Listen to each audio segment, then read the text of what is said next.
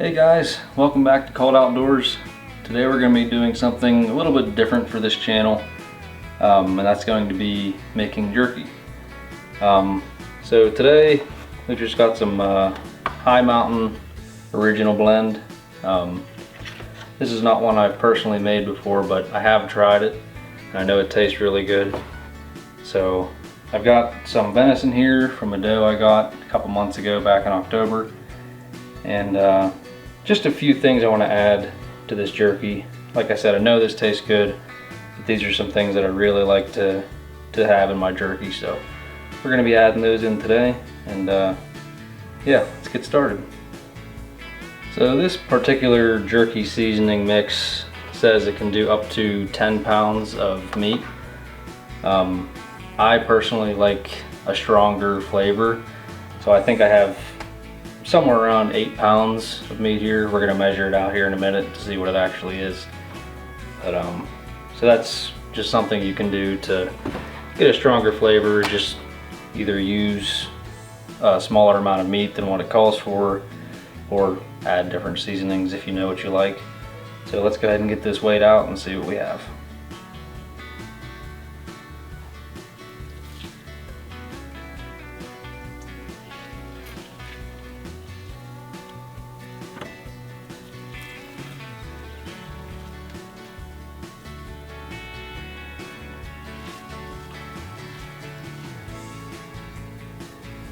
So it looks like we've got just about 8 pounds, 10 ounces of meat here. So that's a really good amount. That's about what I was hoping for.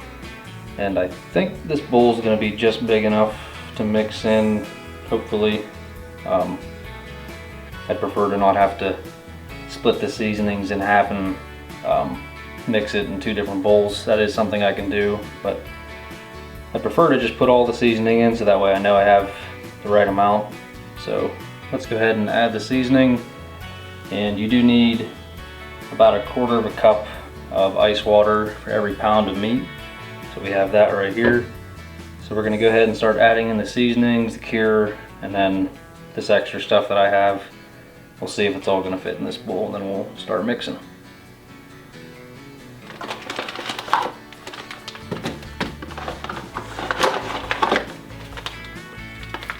Go ahead and take our seasoning here, and we're just going to risk it for the biscuit here and put it all in to this bowl. Hopefully I have room to mix it.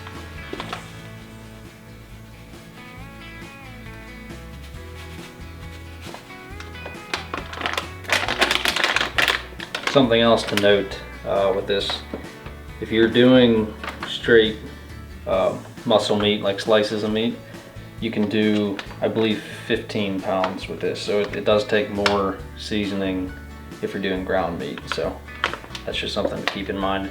And also, when this meat was ground, it was ground with 10 to 15% beef fat. So there is that extra fat content in there that's going to help hold this all together and give it some more flavor.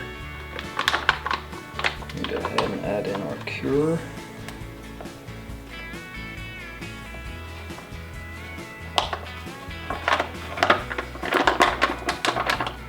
Now at this point, you could go ahead and add your ice water and start mixing. Like I said, I have a few things that I just like to have in my jerky, and I know they're flavors that I like to taste pretty much in any kind of jerky. It might not be the case if you're trying to do like a sweet and spicy or something like that. But so we're going to start by adding some Creole seasoning. And no, I'm not measuring any amounts, I'm just putting some in there. You put in however much you want. If you really like Creole seasoning, then dump a whole bunch in there. Second thing is actually a steak seasoning. Now this might seem a little bit weird, but this is more of a coarse seasoning. It just has a really good flavor, and that coarseness of it actually comes out really nice in the jerky. So we're going to add some of that in.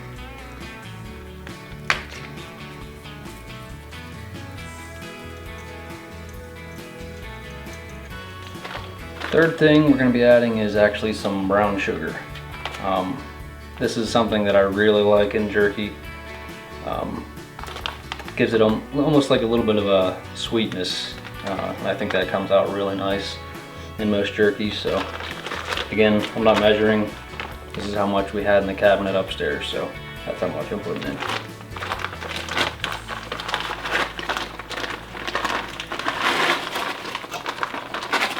And the last thing is, well, I don't know how you want to pronounce it, Worcestershire W sauce, whatever you want to call it. I love the flavor of this, so we're going to be putting some of this in here. And there's endless combinations of things you can put in your jerky.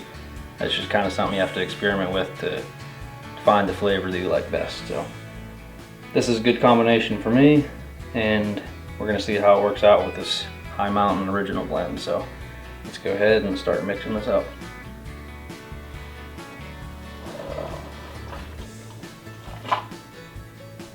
Don't forget the cold water.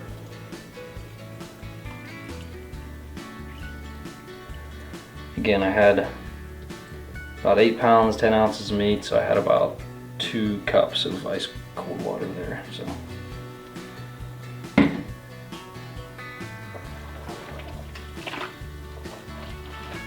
now you're probably going to want to mix this for 5+ minutes.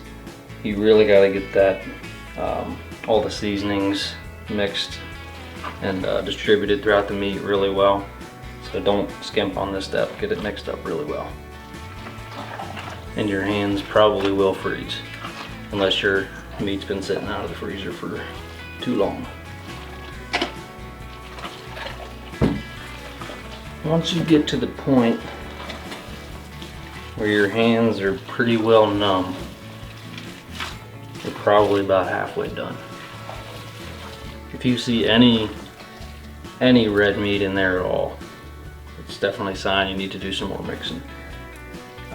The seasonings and everything kind of give the meat like a brownish color, so it's actually pretty easy to tell what's mixed well and what isn't. So it's another thing to keep an eye on while you're mixing.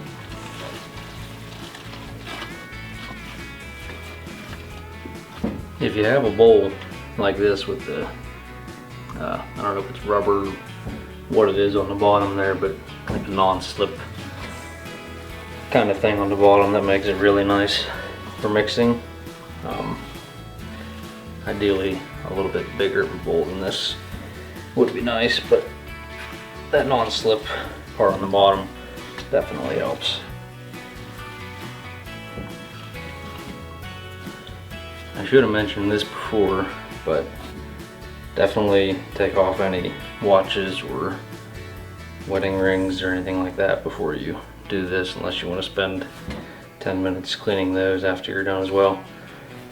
So I think we're at a good spot here. There's no red meat visible at all, and we got just a nice even brown color on all the meat.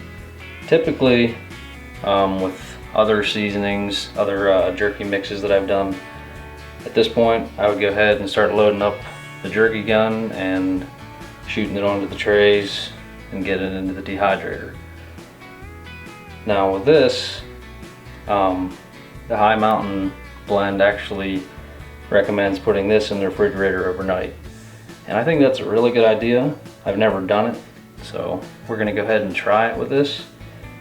So we're going to get the lid on this and put it in the fridge, and then we'll come back tomorrow morning and we will start loading up the jerky gun and shooting it on the trays. I think letting this sit overnight in the fridge is going to really enhance the flavors that are all in this jerky. I don't know why that lid's not fitting on there the best, but hopefully that's good enough. But yeah, I'm making 8 pounds of jerky. Once it's finished, probably be 4.5 pounds of finished jerky. So that's a pretty big amount. So this 12 tray dehydrator is definitely the way to go for right now. So with that, we're gonna get this in the fridge and we will be back tomorrow morning. All right, so the meat spent about 7 or 8 hours in the fridge last night, getting happy, doing its thing, flavors all coming together. So at this point, we are ready to start pulling trays out of the dehydrator and load up the jerky gun and start shooting it onto the trays.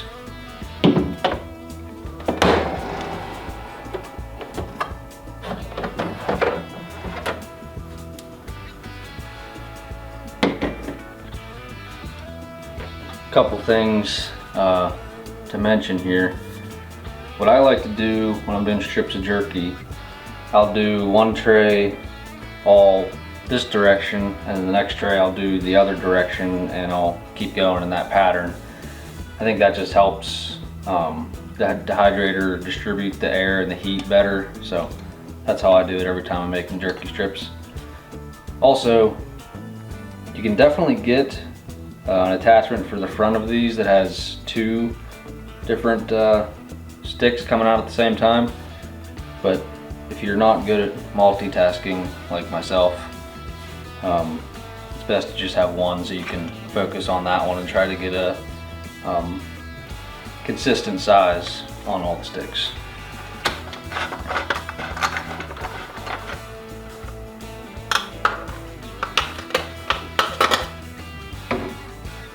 The best thing I have found for loading up the jerky gun is just a large kitchen spoon. I'm sure there's better ways of doing it, but this works. And they also make like a plunger, so once you get this almost filled, you can really pack it in there, which I do think that's something I'm going to get at some point in time, but for now I'm able to get it packed enough just with the spoon, so you can do it without having one of them plungers. This stuff smells amazing. I can't wait to get it dried in the dehydrator so I can give it a try and see how it is.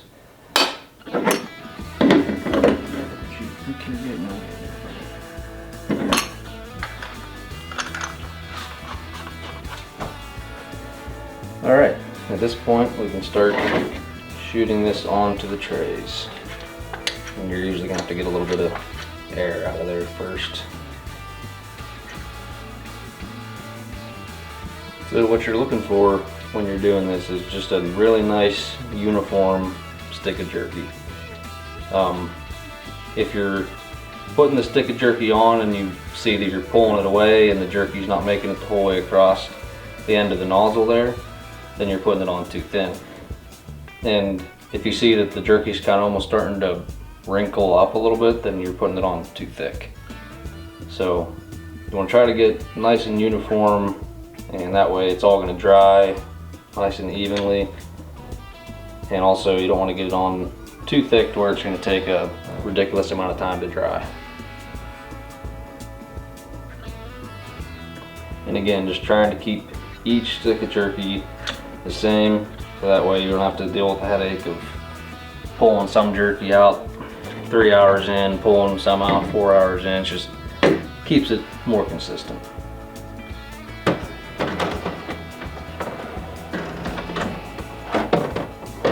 Now, like I said, I did these ones this way, so on this one I'm going to do them long ways on these trays, so that way the heat and air will distribute more evenly. If I can get this back in here. Wow. It's that easy. Let's go ahead and load up these trays.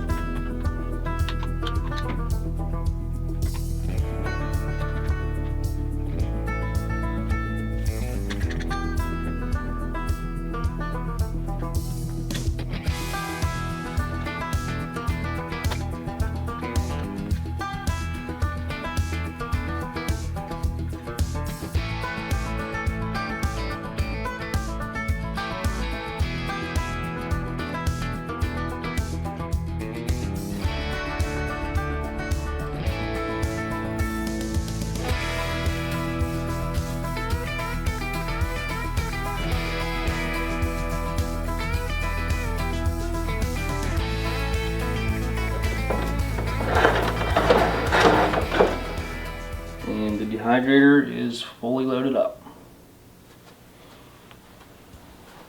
Now my dehydrator goes up to 160 degrees. So we're gonna go ahead and set it for that temperature. So 160 degrees. From experience, I know this is gonna take somewhere around 5 hours.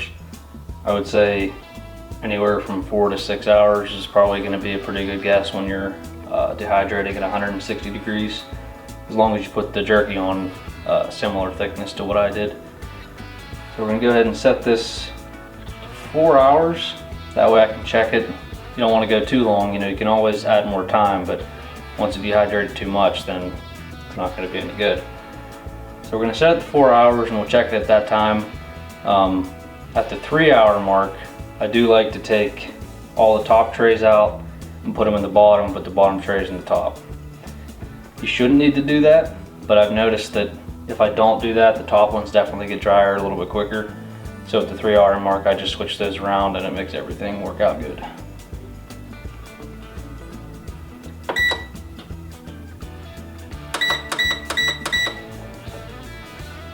So we got 4 hours set and 160 degrees. We had about 8 pounds, 10 ounces of meat. So it should lose about 50% of the weight during this. So I'd expect somewhere between 4 and 4.5 pounds of finished jerky. So we'll come back, flip those trays around at the 3 hour mark, and then give the jerky a check at the 4 hour mark, see how it's doing. And yeah, from there we'll just finish it up and show you what the finished product looks like.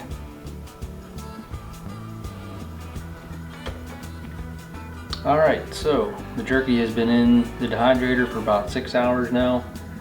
I ended up hunting with the flintlock for a good portion of the day. It's actually New Year's Day today, so. I ended up setting this for a total of 4.5 hours before I left. So it ran for that period of time, and I did swap the trays, the ones on the bottom I put on top, put the top ones on the bottom. And when I got home, I checked that it wasn't quite done, so I ended up putting it in for another hour and a half. And now we're gonna check it. I checked it a little while ago and I'm pretty confident now it's at the point where it's done. So we're gonna go ahead and pull some of this out here.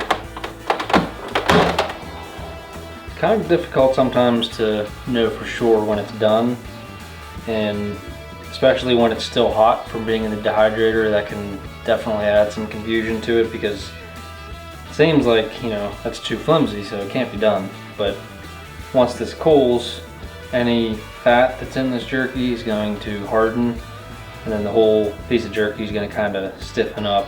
There is some grease on the outside of these, mostly probably from that beef tallow that we mixed in with the venison. So I like to take some paper towels and lay them out on the table and just kind of pat all this dry. So we're going to go ahead and do that now. I'm just going to take a smaller piece of paper towel here and just kind of go over the tops of these and just press down a little bit. Soak up some of that fat off the surface of the jerky. And just like that, you have a really good finished product. 4 or 5 pounds of finished jerky right here. And as far as storing this stuff, I know I've heard it's recommended to store it in brown paper bags in the fridge, and I have done that before. I've also used just gallon Ziplocs. So as long as you're keeping it in the fridge and you're not letting it for months, then it's going to be okay. Typically what I'll do is I'll freeze a good portion of it just in the freezer bags, and whatever I think I'm going to be eating in the next few weeks I'll just keep out in the fridge. So that's all it takes to get this awesome jerky done. We're going to go ahead and give it a little taste test here with this little patty that I made. It looks really good.